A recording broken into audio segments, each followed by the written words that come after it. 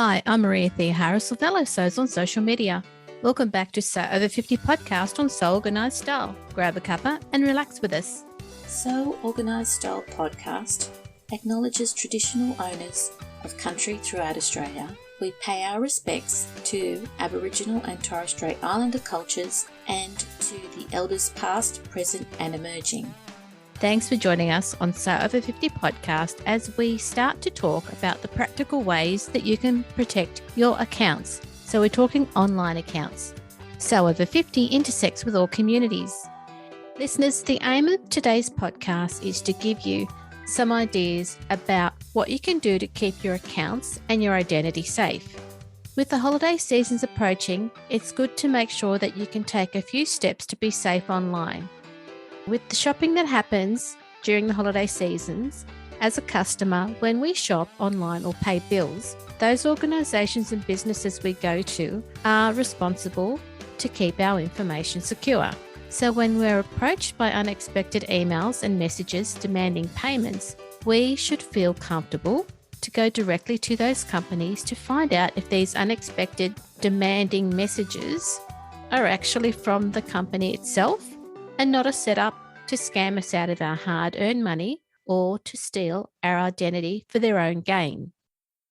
So just some basic guidelines when it comes to having strong passwords. Tip number 1 is make sure that your passwords are strong. Minimum of 10 characters is a good idea, and using a mix of letters, numbers, and special characters. So if you use strong passwords, it makes it a lot harder for cyber criminals to crack your password. Number 2, make sure that your password is hard to guess. 3, be creative and use unique passwords for all of the apps and the devices that you use. Number 4, don't share your passwords ever. Number 5, use different passwords for each of your online accounts, and that means using different passwords in total. And number 6 is store your passwords safely. Recently, the Sober 50 Instagram account was phished. They received a copyright notification from what looked like Instagram itself. Now, the account wasn't hacked, but it did receive a notice with a photo that had been blanked out from the archive stories. It looked real. Many hours of work went into addressing the notification, and it was a few frantic hours later that they found the So Over account was actually phished. The notification went to them specifically. The good news for So Over 50 followers is that no one clicked the link that was in the fake direct message. And so that's why keeping your account safe is an ongoing task that everyone has to manage, even though we're not IT or security experts. So today we've got Jenny, who is a retired accountant, and she's been a computer educator. She's lived through the adaptations of technology that we now take as a given. So I've invited Jenny to discuss how to keep passwords safe and strong through her life experience. Now, we're not experts in this area, so our discussion is about how we deal with creating passwords and how we set up our technology to make sure that our online accounts and our identity are safe. Now, if you work in the IT field or would like to record a podcast to help listeners keep their accounts safe, please direct message me on Instagram at So Organised Style. So thanks for listening so far, and let's get into today's podcast. Jenny, thank you for being today's So Over 50 guest. Thank you very much for inviting me, Maria. This is your second podcast now, isn't it, Jenny? It is, yes. Does that make me a veteran or something, or getting there? Or could I have my learner plates off? No more learner plate for you. So today we're going to be talking about protecting our passwords. And I think it would be interesting for our listeners to find out what your history is, what your working history was. I am retired now, but I have been an accountant for about 40 years. And in that time, computers have changed astronomically, because when I started, we used punch cards, which are probably a totally alien concept these days. And then PCs came along And computers were about the size of a small building to start, and then they started getting smaller and smaller and smaller. Also, when the World Wide Web took off as well, then that introduced a whole level of complexity and need for data security as well, to be able to protect you from someone who wants you to pay them X amount of dollars or wants to get into your bank account. And really, it could be anyone, anywhere who might want to use your identity for whatever reason they want to use it. It just created a whole new lot of people who could be involved in that when globalisation happened.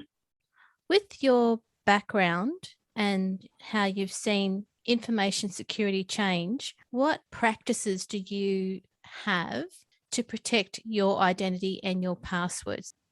I make sure that all my computers have malware protection and virus protection software.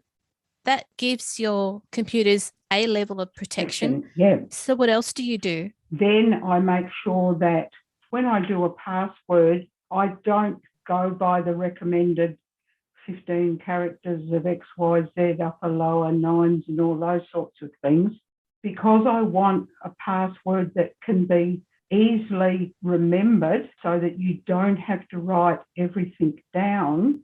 I have a word, but make sure that that word doesn't have a capital in the beginning of it, which would be normal. Stick it somewhere else. Stick numbers in the middle of it as well.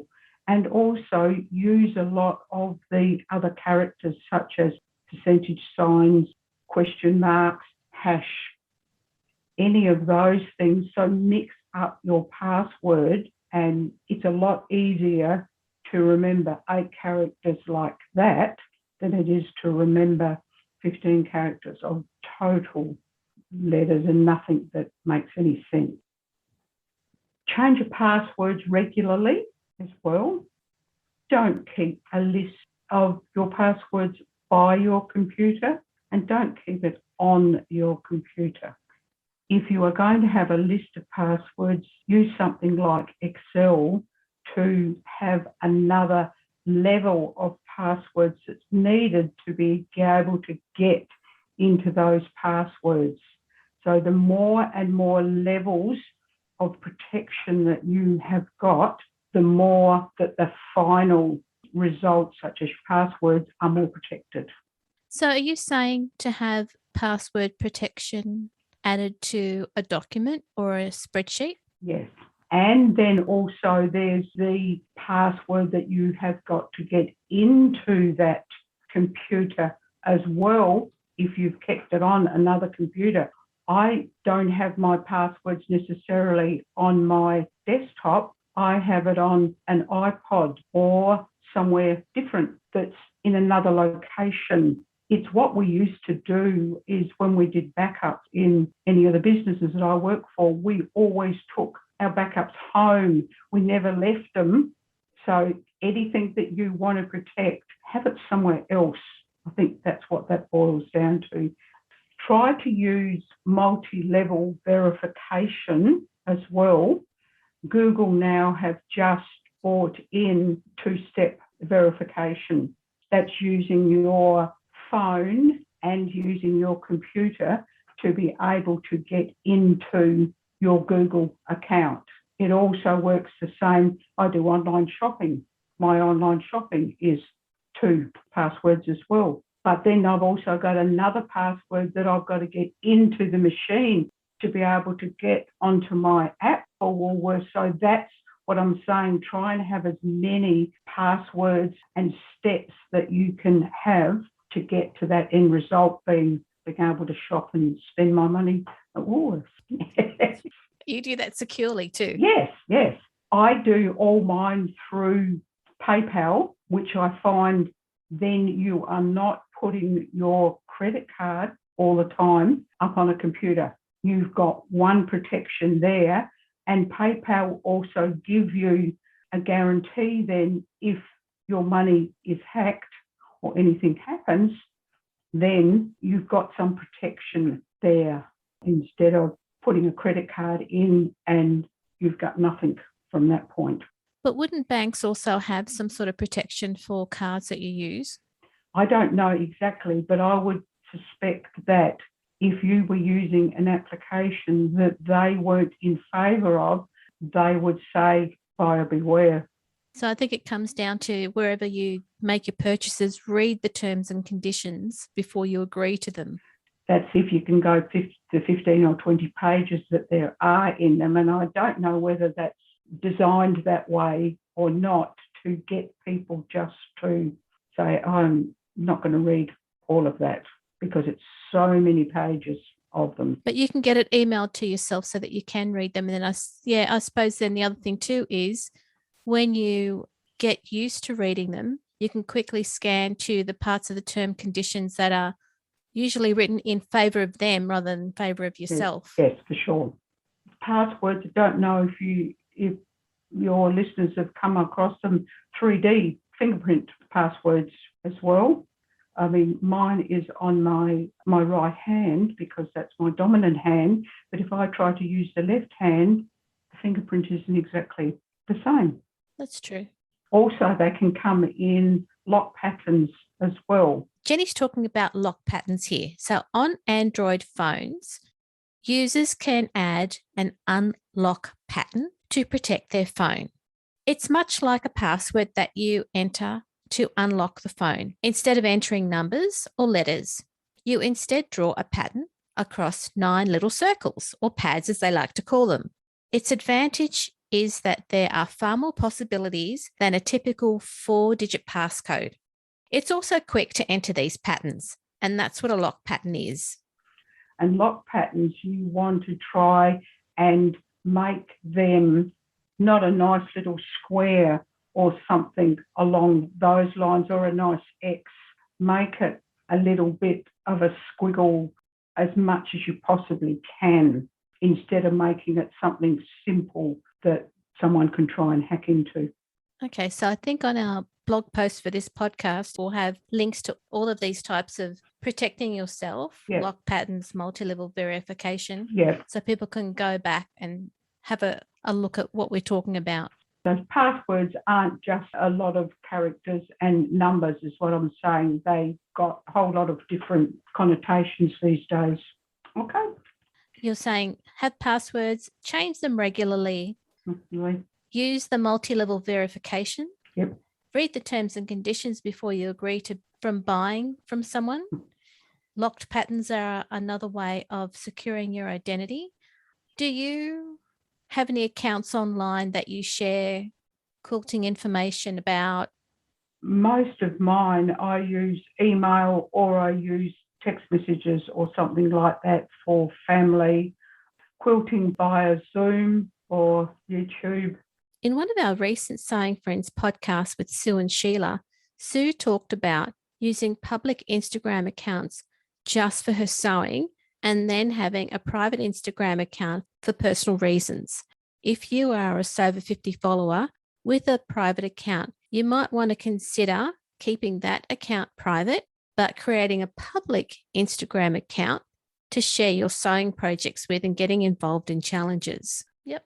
One that I did come up with was, you mentioned crosswords as well.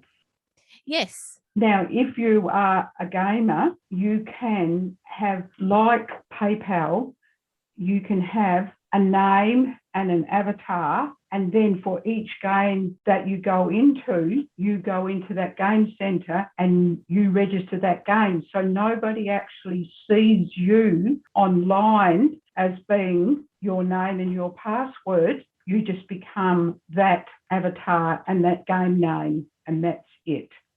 So that's another protection that you can have there. And I use that for my crosswords. I'm a gamer as well.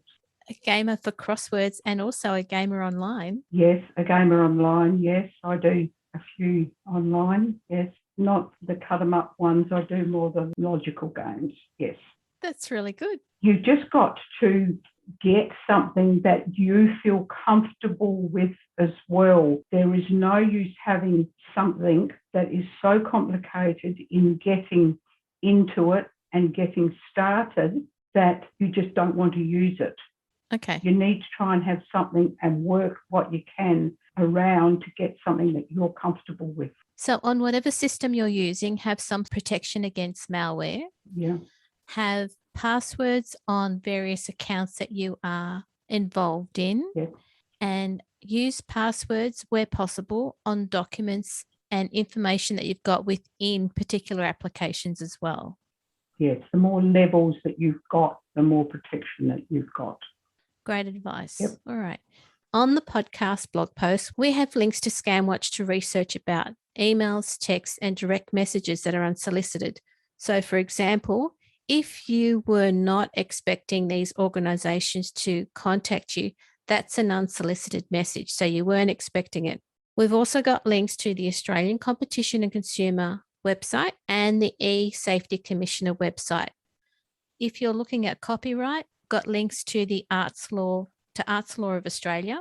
So there's a lot of information that we've now got for listeners on the podcast website. We'll make sure that we progressively add to this blog post as well. If there's any listeners out there who have got expertise in identity protection or copyright, please contact us at So Organised Style Podcast on Instagram or on the website. Very good message. If any of your listeners know about VPN, that would be a handy one to get some more, which is a virtual private network, so that you don't advertise your network to the world. If your listeners have got more information about that, that may be one that will be helpful as well. So we should look at developing another podcast about protecting your VPN. Yes. Thanks for that. No worries. Yep. Jenny, have you got any other words of wisdom for our listeners before we wrap it up? Just a couple of things on scams, that's all. Yep. The old adage, if it looks too good to be true, it probably isn't true. And government departments do not accept gift cards as payment for accounts. Don't let anybody convince you of that. And also, if you are older as I am and you are worried about something, give the department a call or go and ask somebody else. Do not listen to the advice that the scammer is telling you. They're trying to get your money. Go to someone else that you trust and ask them about it. Since August this year, a lot of people have been getting unsolicited messages on their phone saying that they've got deliveries and to click a link. That's a scam that's been happening. Never click a link unless it is a reliable person that you trust that's sending you that link. Don't ever click a link. If you want to, such as Telstra or such, and they say, here, pay your bill through this link, don't do it. Scammers are very good at setting up copy or ghosting websites. And so you may look like you're paying your account, but in actual fact, you've just paid it to the scammer.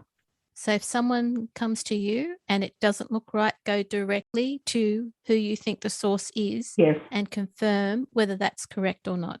Or go to another computer and go straight to their website. Have a look through there as well. Try not to use the same computer that may have that scammer's information on it. Don't send money unless it's through a reliable source. Don't send money. Oh, I've just got this FedEx account. Just slip it in there and we'll get it. Yeah, no, don't do that. Do it through your bank or do it through some other source. A reputable source. And a trusted one. And I think everyone needs to be safe. As with COVID, be safe with your internet. Thank you, Jenny, for coming back on the podcast and giving us some ideas on how to protect our accounts online. Thank you very much for having me. You're welcome. And have a lovely day, listeners. This episode of So Organised Style Podcast for So Over 50 was produced by me, Maria Thea Harris, with permission of Jenny, soundbybensound.com.